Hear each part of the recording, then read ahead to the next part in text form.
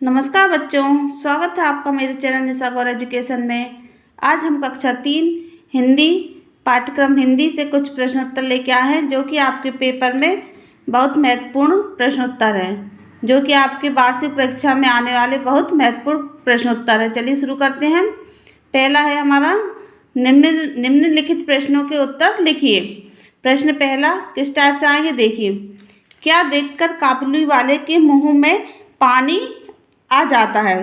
तो आपने ये कहानी पढ़ी होगी, काबुली वाली मिर्च का मज़ा कहानी आपने पढ़ी होगी, उसमें से ये प्रश्न लिया गया है।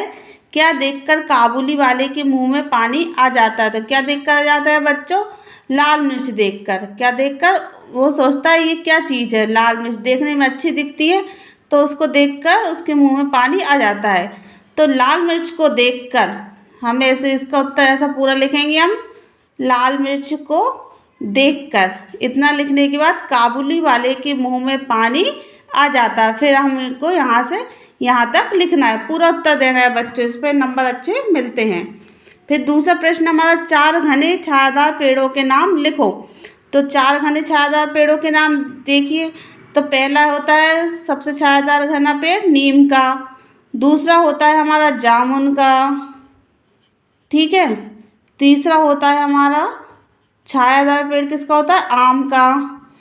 फिर चौथा होता है हमारा बरगद का, ठीक है। और जो आपको याद हो आप वो लिख सकते हैं। 5वां पीपल का भी बहुत छायादार पेड़ होता है। इस तरह हम छायादार पेड़ के नाम लिख सकते हैं। आपको इस तरह से प्रश्न आएंगे। प्रश्न तीसरा है हमारा, जब मुझे सांप ने काटा कहानी में बच्चा बूढ़े आदमी को क्या बताना चाहता था? तो जब मुझे सांप ने काटा जो कहानी थी, उसमें बच्चा बूढ़े आदमी क्या बताना चाहता था कि उसको सांप ने नहीं बल्कि बर ने काटा। बर मतलब ततैया ने काटा है, और सब उसको क्या समझ रहे थे कि सांप ने काटा है। तो इसका उत्तर हम यहाँ से लिखेंगे, जब मुझे सांप ने काटा कहानी में बच्चा बूढ़े आदमी को यह बताना चाहता था कि यह बताना चाहता था कि मुझे सांप ने नहीं बल्कि किसने काटा है? बर ने काटा है, बल्कि बर ने काटा है ना, ठीक है। फिर आएगी इसके बाद व्याकरण आपकी। अब व्याकरण में से देखिए किस तरह से प्रश्न उत्तर आएंगे हमारे। नीचे दिए गए शब्दों में से वाक्य बनाना है हमको। तो जैसे फल, तो इसके 2 तरह से वाक्य भी हम बना सकते हैं। फल, तो फल का देखिए, फल मतलब होता है एक खाने का फल, और दूसरा एक होता है मेहनत का फल। तो हम इस तरह से वाक्य बना सकते हैं कि फल चुराना अच्छी बात नहीं है और मेहनत का फल अच्छा होता है। तो हम इसको ऐसे लिखेंगे, फल चुराना मतलब किसी के बगीचे से फल चुराना अच्छी बात नहीं है। और इसका दूसरी तरफ से ये बनेगा कि मेहनत का फल अच्छा होता है। जैसे आप परीक्षा में मेहनत करते हो ना, तो मेहनत, दूसरा क्या है? मेहनत का फल अच्छा होता है। इस तरह आपको वाक्य बनाने आए तो आप बना सकते हैं। दूसरा है हमारा खा, कौन सा है? मगर। मगर मतलब होता है एक तो मगरमच्छ जो पानी में रहता है, और दूसरा मगर किंतु परंतु बोलते हैं ना हम। तो इसका वाक्य ऐसा बनेगा कि नदी में मगर है, मगर तुम उससे बचकर रहना। नदी में मगर है, मगर पे हमको अंडरलाइन करना है। नदी में मगर है, मगर उससे बच के रहना। मगर मतलब किंतु परंतु उससे बचकर रहना, मगर उससे बचकर रहना।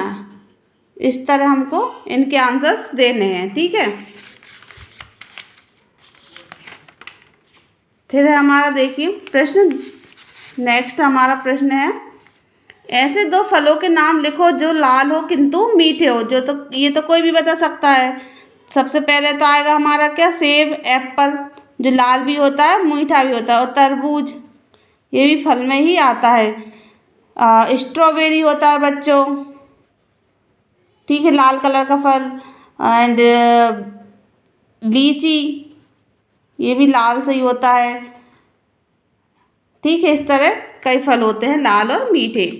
फिर नीचे दिए गए शब्दों को वचन में बदलना है। वचन में मतलब ये एक वचन में है कॉपी, और इसको बहुवचन में करेंगे तो क्या हो जाएगा, ये कॉपियाँ, ठीक है। दरवाज़ा तो दरवाजे, एक दरवाज़ा होता है और कई दरवाजे होते हैं।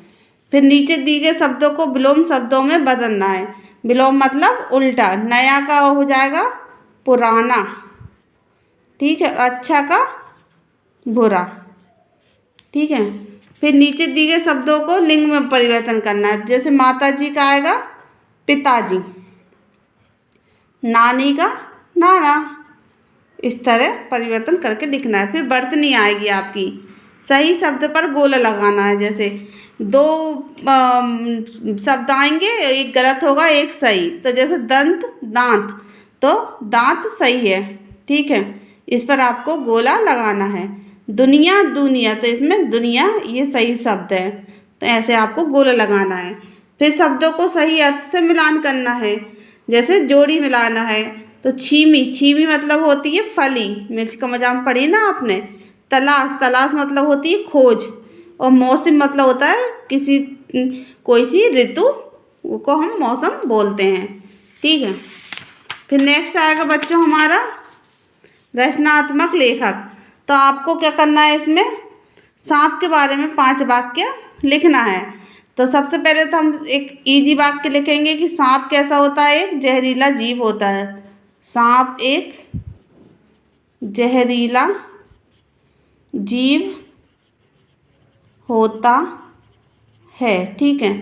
और सांप कैसे, सांप के पैर नहीं होते, सांप रेंग कर चलता है। सांप के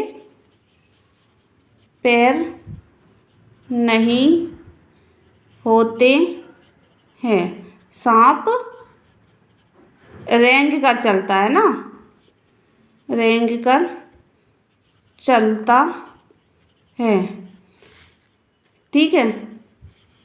इस तरह हम लिखेंगे। और सांप जल और थल दोनों जगह पाया जाता है ना, जल और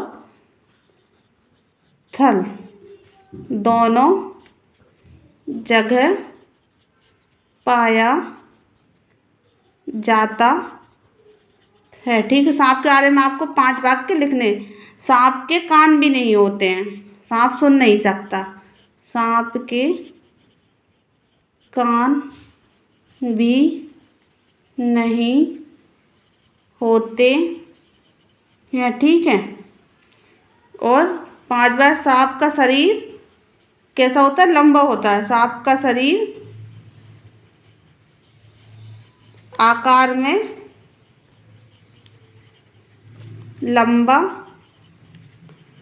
होता है। और सांप के कई कलर रंग में भी पाए जाते। सांप काला, भूरा, सफ़ेद, हरा, कई प्रकार के कई रंगों में भी सांप पाए जाते हैं। इस तरह ही हमारा प्रश्नोत्तर एग्जाम पेपर में जो आने वाले इम्पोर्टेंट क्वेश्चन आंसर है कंप्लीट होते हैं। Thank you children, thank you so much.